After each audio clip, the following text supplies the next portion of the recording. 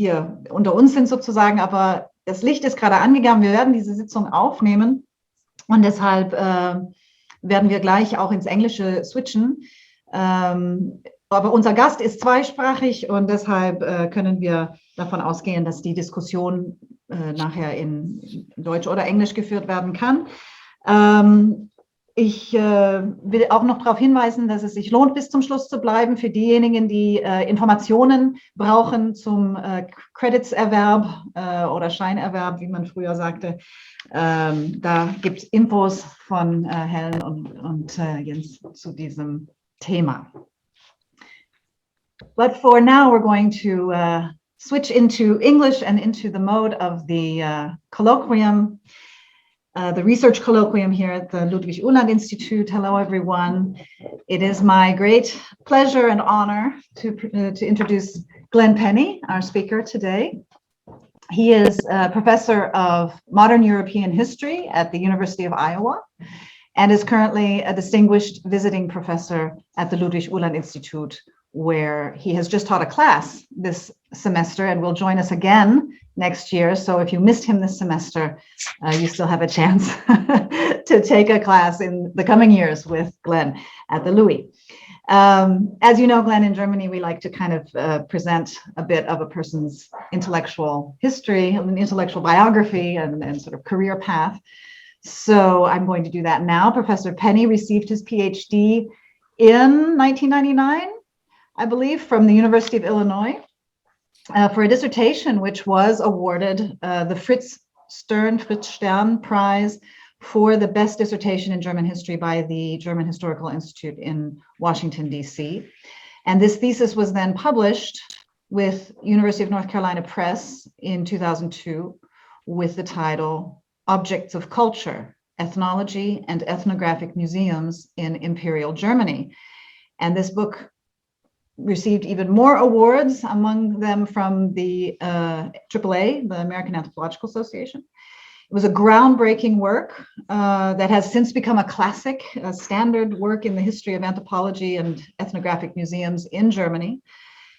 And not long thereafter, he published an edited volume called Worldly Provincialism in the Age of Empire, which brings together very important work being done at the time on Germany's colonial history, all of it pioneering work. His second monograph, also awarded a prize, came out in the year 2013, titled Kindred by Choice, Germans and American Indians Since 1800.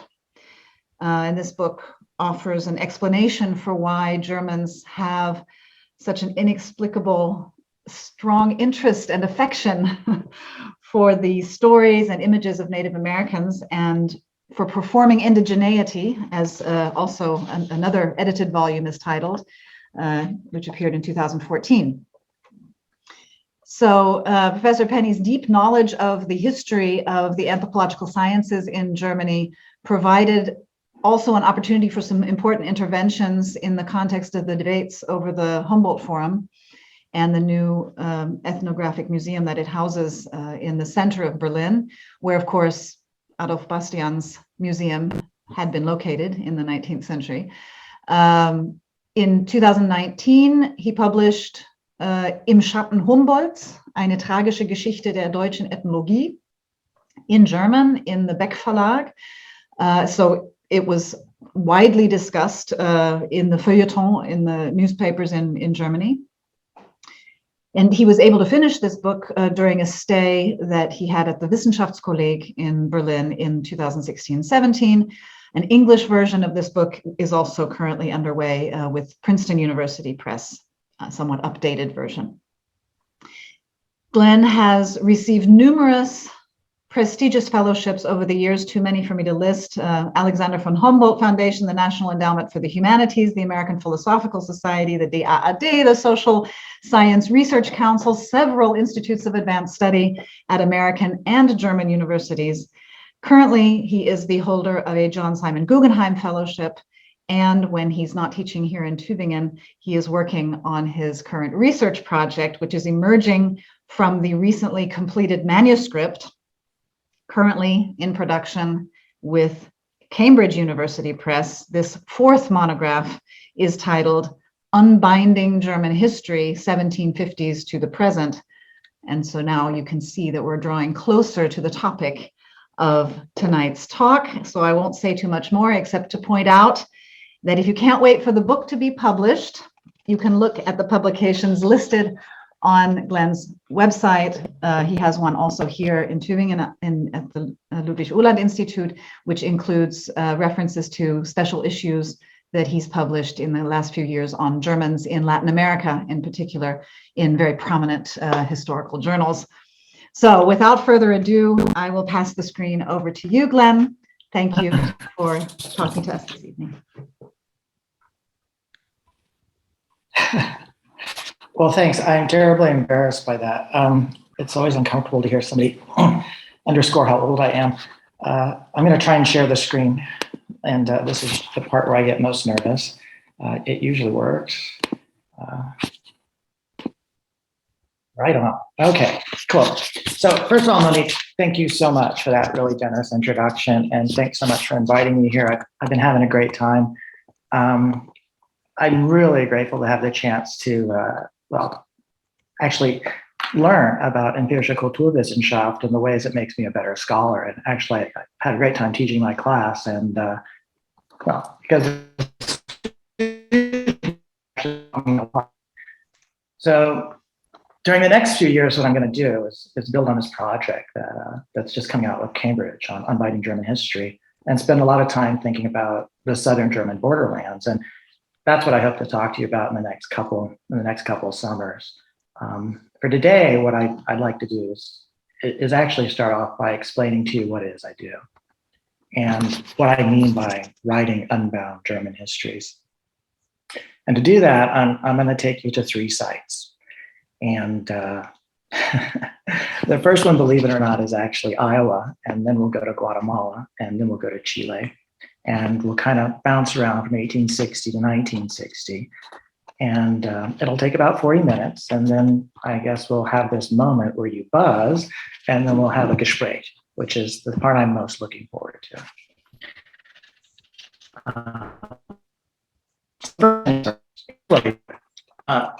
I spend a lot of my time, most of my time, I guess, thinking about Germans living outside the German nation state.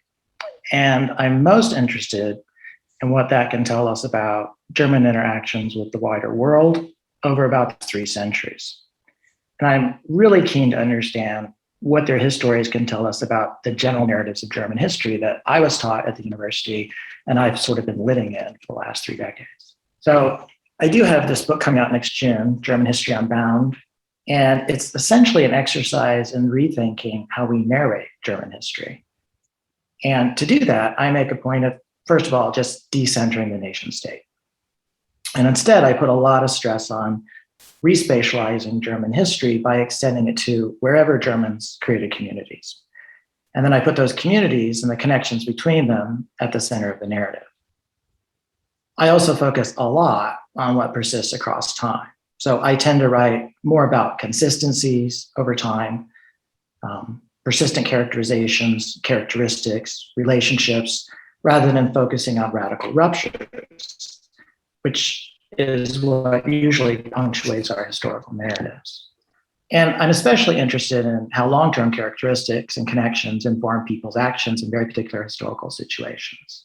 So in many ways, what I'm doing is counter-hegemonic, because if you wander into pretty much any bookstore, it's definitely true in the United States, and I think it's true here as well, what we generally call German history tends to be driven by the lives and fates of various states, and particularly by the German nation state. And people from, well, oh, wow, you know what? Oh, my pages. Oh, it was double. So anyway, and then it's very, so, sorry. For a second. Anyway, what I was going to say is that if you wander into bookstores, what you'll notice is that generally what we call German history tends to be driven by the lives and fates of states, especially nation states, especially the German nation state. And its various iterations after 1871. And our narratives of that history tend to be punctuated by radical ruptures, wars, revolutions, regime changes, economic challenges, collapses.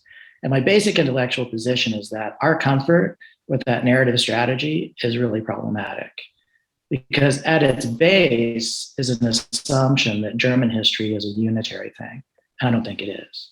Moreover, I think that placing the state at the center of our narratives frequently undercuts our ability to understand the intentions and the actions of people, of individuals and groups in particular historical moments. So, accepting a multiplicity of coexisting, overlapping German histories is one way to correct that. The big challenge, the one that interests me the most at the moment, is figuring out how to narrate that effectively. Okay, that was super abstract. So let me put some meat on those bones and give you a specific example. So here's the thing, and some of my students are listening to this, so they already know the story, but now you know what I put them through. In 1925, people in the United States were complaining pretty loudly in popular periodicals and business journals and in government offices that the Germans were their greatest economic competitors in Latin America.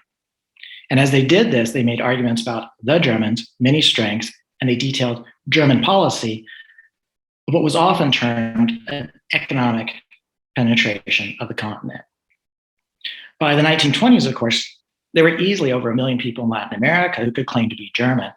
And as the pundits issued their objections, they blithely recast the presence of those Germans in Latin America as a singular German presence. They painted that German presence as something to fear, which, if you think about it, is a pretty curious thing because, well, given the political and military collapse of Imperial Germany in 1919, the complete elimination of the merchant marine, the subsequent economic collapse of the Weimar Republic, its currency, all of this happened at this time. Now, they weren't wrong. Germans in Latin America were actually outcompeting US businesses by the mid-1920s. Hapag and the other shipping lanes were actually up and running again. Business was bustling. The mistake was the assumption. Instead, most of the Germans who built those transatlantic networks that allowed them to rival the British before the war and the US afterwards, they weren't in the Weimar Republic. They were spread all across the Americas and Europe, where the vast majority had been living transatlantic lives in transcultural places, with orientations that were simultaneously local and global. Now,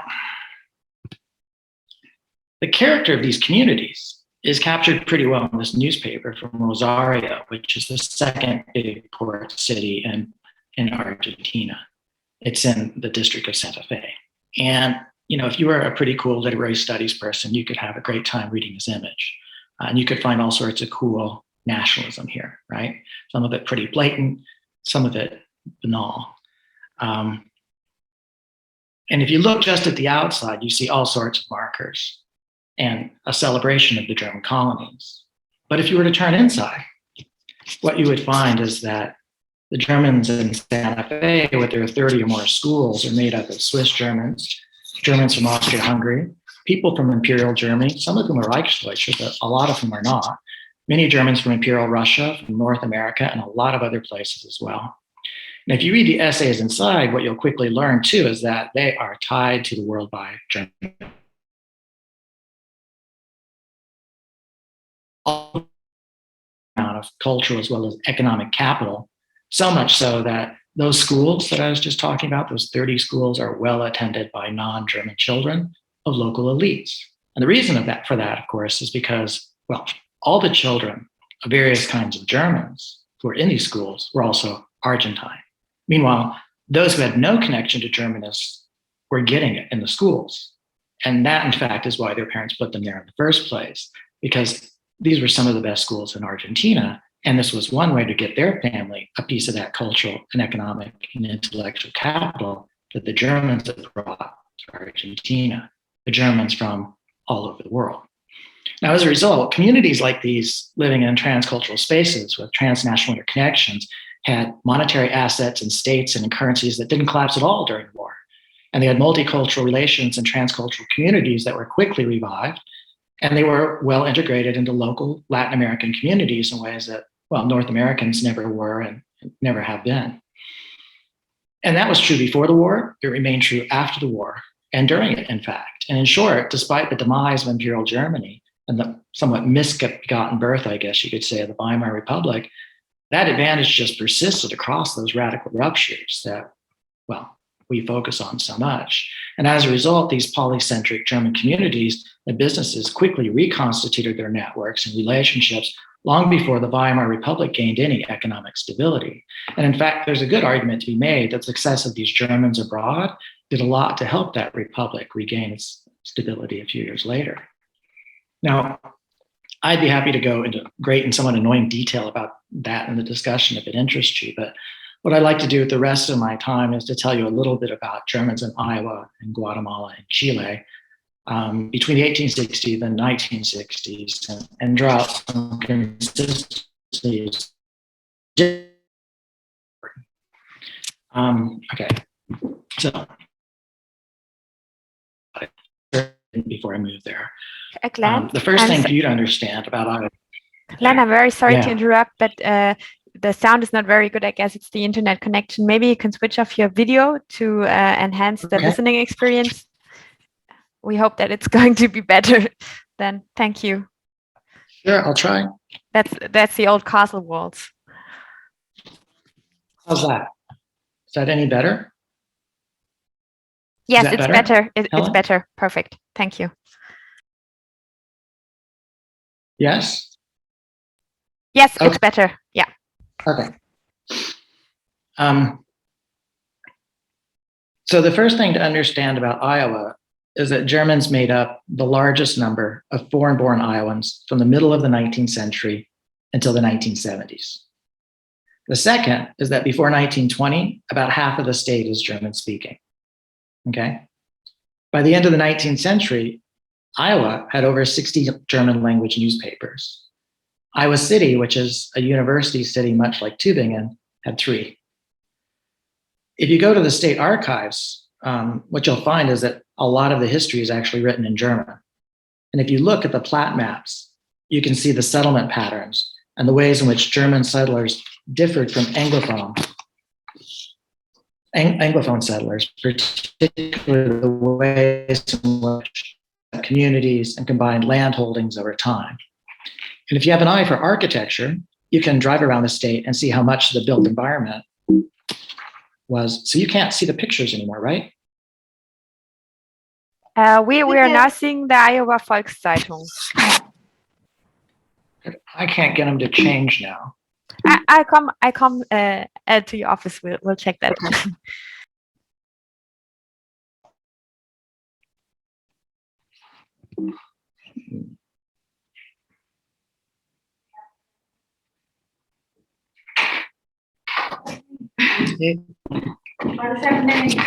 Also wenn ich so mache, dann das macht gar nichts. Ja. Oh nein. Vielleicht kurz auf Escape drücken. Oh no. Can I? Yeah, I got the same actually. So.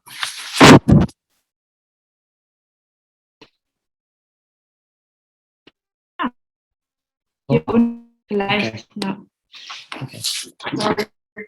Kein Problem. Okay, so we're back up and running with the tech. So again, if you have an eye for architecture, you can see how much of the built environment was created by Germans, particularly the churches, the cathedrals, the basilica, a lot of them in the middle of no place. Not to mention the over 100 opera houses they built and the innumerable Turner halls. So however you label it, you can call it Geschichte and, I don't know, Gesellschaft, Gemeinschaft, communities, whatever you want to call it. All of this is pretty German. Now, I didn't know any of this when I moved to Iowa in 2003. And I'm not from the state, very little interest in it. And I wasn't smart enough to walk my office to the State Historical Society and look at records and figure out what the state was all about. Instead, what happened is my students taught me. Essentially, I was scheduled to teach a class in German history in 2007. And I was already thinking about unbinding German history. And I chose an unorthodox periodization from the end of the 30 Years' War to the First World War. And I was really excited just to run roughshod over the rupture of the French Revolution and emphasize the importance of localities and towns and polycentrism. And to do that, I relied heavily on Mac Walker's German hometowns. And I assigned my students several chapters of the book. And then when it came to class, I started to describe the topic and the character of small town life in southern German regions, like where we are right now. One of my students, she just raised her hand and she said, that's just like where I grew up. And then several others raised their hand for the same thing. And a chorus of descriptions came down about small town Iowa that captured much of what I wanted to tell them about small town Germany. And since these were American students at a state university, I was almost certain none of them had done the reading. So I just kicked back and listened as they flipped the classroom and taught me to see the markers of Germanness in the American Midwest. And while outsiders like me might assume that Iowa's small towns are strikingly homogenous, filled with populations that share similar accents and behaviors and phenotypes, they lectured me on the many differences in their worlds. And if the casual tourist like me was unable to detect differences in comportment or diction or dress in these English-speaking American teenagers, everyone in their high schools, they assured me, they knew who the Bohemian families were in their towns and who the German ones were. And they knew that the confessional divisions still marked them. So they also knew that the graveyards around their churches, especially the Lutheran churches, were filled with tombstones that revealed clusters of German family names, many with epitaphs written in German, many well into the 20th century, some of them still written in Fraktur. And that set them apart from the stones in the other graveyards. And it marked the differences between the families who visited them as well. Now, the University of Iowa is a small town in the southeastern quarter of the state. But about 25 miles to the west, you can visit a well-known community of German pietists who set up communal living in 1855 in what came to be known as the Amana Colonies. And for generations, they owned and worked the land collectively, and they continued to speak German as well as English into the last decades of the 20th century. 15 to 20 miles south of Iowa City, well, there are a lot of Mennonites and a lot of Amish, and they continue to send their children to one-room schoolhouses where their language and religion, German, is entangled in their lessons. The thing is, the students in my German history class, they weren't from either of these groups. Most came from the eastern or northeastern part of the state. They came from counties that were overwhelmingly between the Mississippi River towns of Davenport and Dubuque. And what they had was a long-term memory of being German. And they lived in phantom landscapes where they could see the markers every day, markers that I couldn't see when I went to visit. So this perplexed me. And about 5 years ago, I teamed up with a bunch of my colleagues at the university to do a multidisciplinary project with undergraduate students called German Iowa and the Global Midwest. And there's still a website up. There's still a digital exhibit if you're interested. And I could talk more about that if you like, but the point I want to make right now is about national histories as cultural histories and local understandings of belonging, because the fact is, most Americans from the Midwest or other places, they know, or it's written into memories and tombstones, but it plays absolutely no role in the school books. And one of the assignments I love to give to students is to go find the Germans in American history textbooks, because what that leads to is a great deal of exasperation and frustration, because there's almost no mention of them at all. There's sometimes a few revolutionaries, some people in Pennsylvania, some anarchists in Chicago, but there's almost no acknowledgement that a huge percentage of the American Midwest was German speaking at the outset of the First World War. And there's generally accepted argument in these textbooks that, well, Germans and Germanists faded from the public sphere during the decade after the First World War. And usually what the textbooks do is they cite the extensive evidence that German language periodicals dwindled, that German schools were closed, and that the German language fell from its position as the most popular foreign language in the United States, in schools and universities after a half century of dominance. All of that's true. Sometimes they also note the draconian national, state, and local policies that led to these changes. But they almost never note that the German language and culture persisted in rural Midwestern settings, or note that the interconnections between German family members and religious congregations in the United States and Europe They didn't go away with the war.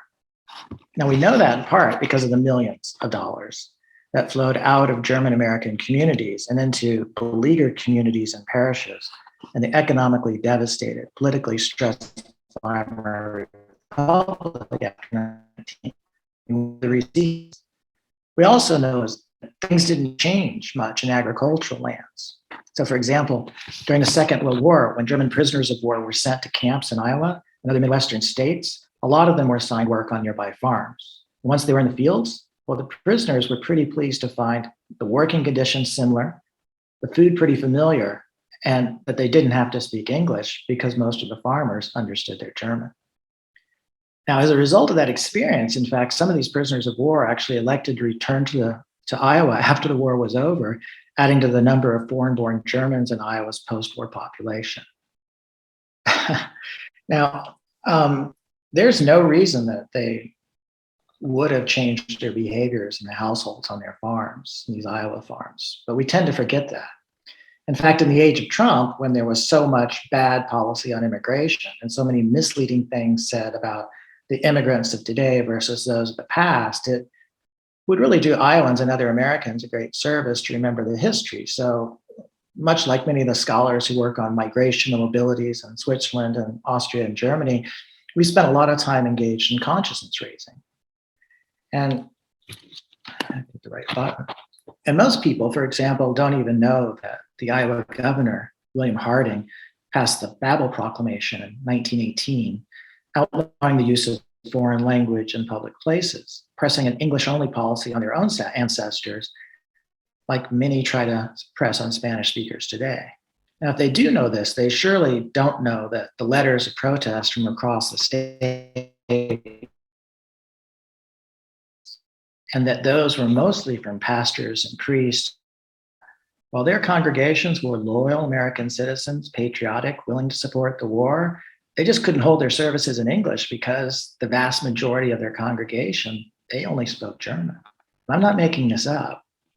Moreover, the biggest point is to understand that this widespread persistence of the German language and to German culture is what I would call it, was not the result of any recalcitrance. These people didn't refuse to learn English. They just didn't need it because Iowa counties were overwhelmingly German speaking. And as the German POWs learned 3 decades later, that was still largely the case despite what the history books tell us. They're basically reifying the past. So from my perspective, you have to imagine that how difficult it is to explain to people that lily white Iowa at the outset of the 20th century was actually a multicultural, multilingual place filled with difference, including lots of different kinds of German speakers,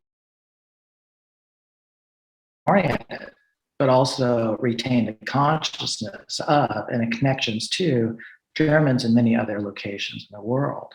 We know that as well because we've got the letters. Okay, so chew on that for a few seconds, and I'll tell you about being German in Guatemala, which is a little bit different. When I think about being German in Guatemala, I think of highly inclusive, transcultural communities that were locally grounded and globally oriented. They're well established in the state by the turn of the century. There's not that many. There's a few thousand, maybe 4,000 people at the most, but they generate a huge percentage of the gross domestic product. And they're well integrated into society, many living clearly transcultural and transatlantic lives.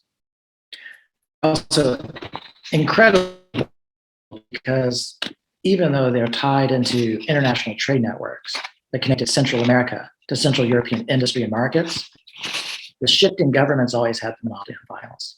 And that, in fact, is one of the things that made German connections so appealing to Latin American regimes, because they offered these German business people a less threatening alternative to the British and the French and later the United States, all of whom sought economic and political hegemony in Central America. And that political and military weakness was actually part of the secret to German success in what I guess a lot of people like to call these neo-colonial situations. Moreover, while Imperial Germany did set up a favored nation trading agreement with Guatemala, it was only after Germans living there had done all the hard work of building the relations. So characteristically here, as in the rest of Latin America, the German nation state followed these Germans living abroad. It didn't take the lead in building the relationships, and as a result, it couldn't control them either. It also World Wars, as the Guatemalan state broke relationships with the German state, Germans in Guatemala suffered property seizures. In World War II, there were widespread confiscations and internments. In both cases, the Guatemalan state's political elites enriched themselves on German properties during the crisis. And in neither case could the German state do anything to help. And in both cases, the rebuilding had to take place by these networks of Germans in Central America, not the subsequent nation states.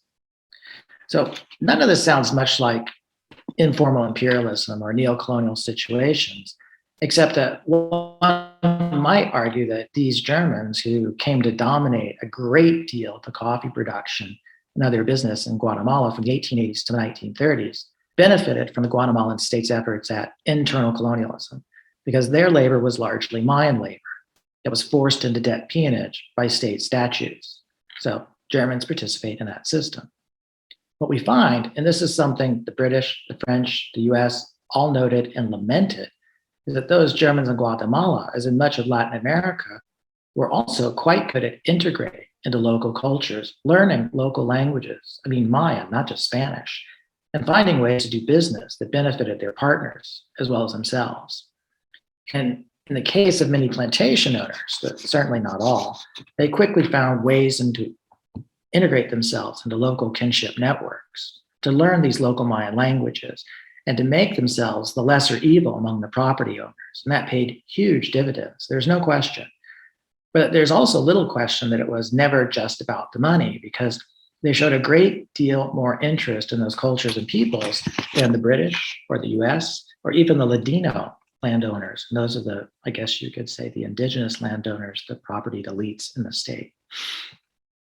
Moreover, these tactics weren't, well, they were pretty typical actually of Hansa traders going back generations. So while these were modern contexts, they were also classically German traditions, but traditions that came out of German city-states, not the German nation state. In fact, we see very similar things pushing into Southeastern Europe.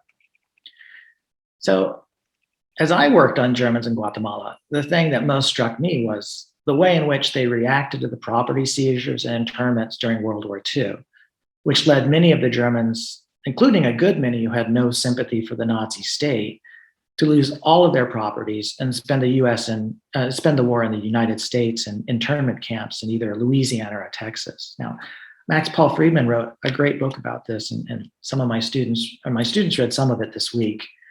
And what most impressed me when I started looking at the records were the efforts by many of these people and their families who lost their properties to get them back in the decades after the war. That was a process that was complicated by the Guatemalan Revolution, which takes place in 1944, the CIA coup that ends it a decade later, and the tense relationships between the United States and Guatemala at the time. My research was complicated in part by the fact that while there were 1,750 files pertaining to this problem in the Guatemalan State Archives, the curators only let me see 10 a day. But it's also complicated by the fact that these Germans turned out to be doing things I just never anticipated. Some, for example, were writing for redress, basically, from the Guatemalan government, because their properties or their bank accounts in Europe were seized or destroyed by the Guatemalans' allies at the end of the war, usually the Soviet Union's troops. Now, that was one benefit of their dual citizenship that I didn't expect. Others pled for the return of property seized by the state in Guatemala based on their Guatemalan citizenship, which they sought to demonstrate, or in many cases on their service to the state over decades or even lifetimes. Now, I did anticipate that, but I didn't realize so few would be plantation owners, since these are the Germans that get all the attention in the post-colonial histories. In fact, most of what I read in the archives was from school teachers, police officers, a whole series of state employees and bureaucrats claiming redress. And even among the former plantation owners, while the list of properties, it seldom included vast wealth. Turns out most of the German farms were relatively small, and their owners' pleas were usually about, well, they included long lists of things like household possessions, clothing, photographs. I mean, everyday things like the junk in my basement. More importantly, anyone who's worked with records pertaining to the mass population transfers in Europe before, during, and after the Second World War would find these records on the other side of Atlantic pretty familiar. It's kind of eerie, actually. The same processes of experiencing statelessness, of making claims based on former citizenship, well, it was underway in Central America as well, but under the auspices of Central American governments, not European ones. Yet, most of the scholars who deal with these kinds of questions in Europe have scarcely noticed. Now, the oddest thing about this was that people like Fritz Körper, who had been born in Guatemala, but raised in Bremen, taken up work in his father's business in Guatemala City during the 20s, only to suffer expulsion during the war. Well, the fact that he wanted to return to Guatemala afterwards, that really perplexed me. I mean, why would he want to do that? Why would anyone want to return to a state that, in cahoots with the United States, had seized all their property, arrested them, given them over to the Americans to sit in internment camps in Texas and Louisiana for years? I mean, this was a state that forcefully separated the families, which treated them with disdain. I wasn't sure what to do about this, so I just asked Regina Wagner, who last time I was in Guatemala, and she wrote the book on Germans in Guatemala, which starts basically with the first one that gets off a boat and goes until 1944. She also comes from a German Guatemalan family. She grew up there in the 1950s and 60s. And her answer was pretty direct. People, she replied to me in German, like Guatemala. So riding through the streets of Guatemala City in her car with its locked windows, its dark windows, heading from my secured hotel to her middle-class home, which is surrounded by high walls, barbed wire. We go through an electric gate. I looked out at the chaotic streets, and in all of my ignorance, I thought to myself, really? Well, why didn't they just go home? And the answer to the question, which is probably obvious to you, is that that's what they were trying to do. It's not just that firebombed Hamburg, where Americans sent so many of these Germans after the war, afforded them very few economic opportunities. It's much more simple than that. As Fritz Körper taught me, for many Germans, Guatemala was home. And I'm not sure why that surprised me, since that was also true for displaced Germans from Eastern Europe at the end of the Second World War. Home had never been within the confines of the German nation state. And that's also true for the Chileans and other Latin Americans that I've been pursuing, who thought of themselves as Germans over the last 150 years, as well as other things. Okay, so I'm going to wrap it up with Chile. Germans started arriving in southern Chile in the middle of the 19th century, about the same time as they were arriving in Iowa. And here, even more than in the American Midwest, they settled in regions that were isolated from the capital in Santiago and created blossoming agricultural communities, as well as vibrant industries in port cities like Concepción and Valdivia. There were tens of thousands there by the turn of the century, and they lived largely in sparsely populated country, but also in the capital of Santiago and major port cities like Valparaiso. The Chilean state actively recruited these agriculturalists. They recruited skilled labor, but they also pointedly recruited academics, pedagogues, scientists, urban planners, and many other kinds of people from Germany.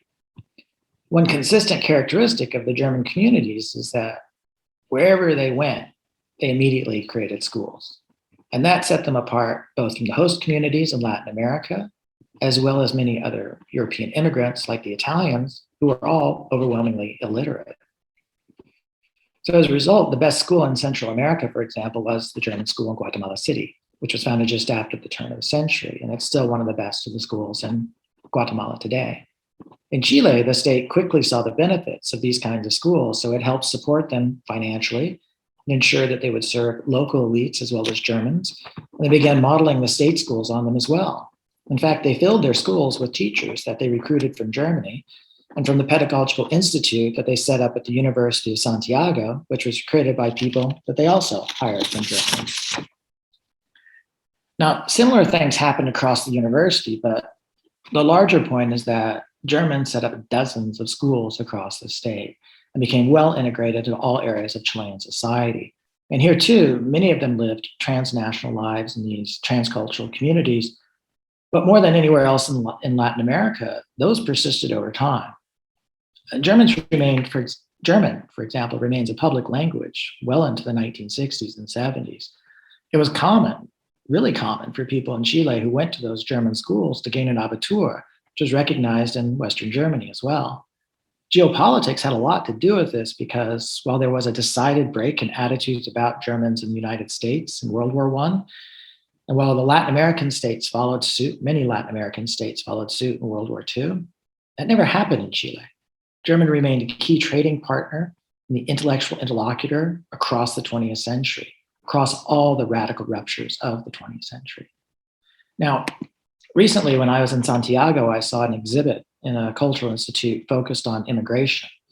And Santiago, for those of you who don't know, is a hub for Latin American migration because, well, it's safe, it's reliable, it's open. And the city remains a city of immigrants. And in this exhibit, they set out Germans as a key example of productive integration.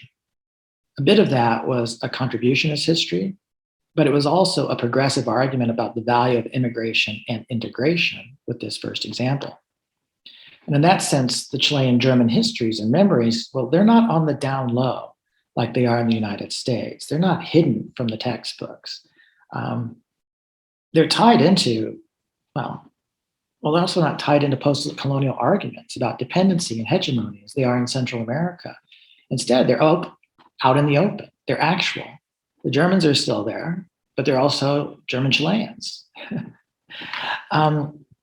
Now, I'm going to stop there, but I actually just want to make one more point. The reason I'm so interested in what I call the Southern German borderlands, including Switzerland and Austria, is because so many of the people I encounter in the archives in Chile come from here or there.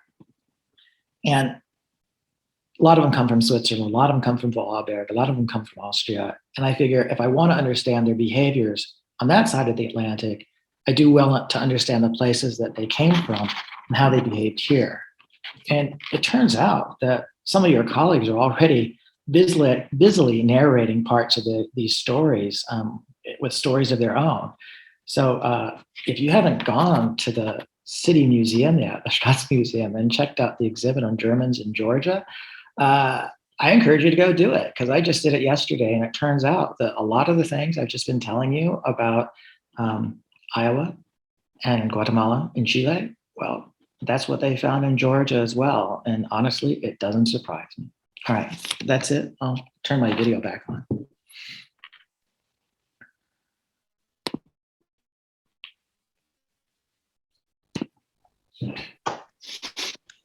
Thank you, Glenn, for this fantastic talk. It's hard to believe that 40 minutes have already passed. Maybe it's not even been, well, just about perfectly. And so we will indeed now go into the breakout rooms to have our little preparatory chit chat with each other. And then we will return to the main room and start the discussion. So Helen, are you going to do this? Yes. Okay.